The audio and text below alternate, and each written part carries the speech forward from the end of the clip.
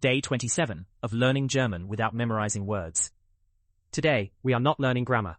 We are changing how your mouth physically creates sound to erase your accent. English speakers try to speak German using their native vocal setup, loose lips, rolling tongues, and deep back-of-the-throat R sounds. It makes you sound instantly out of place, even if your grammar is perfect. German is built on a vocal engine called the glottal stop. Think of it like a sharp trapdoor in your throat that abruptly cuts off vowels. Instead of sliding your vowels smoothly like English, you must snap them shut cleanly. The same muscle you use when you say uh-oh in English. Listen to the difference. Do not say Urlaub. Snap it. Urlaub. Do not say Wasser with a soft English W. Flatten your teeth onto your lip like a sharp V. Wasser. It is not a change in vocabulary. It is a change in physics. Tighten your vowels.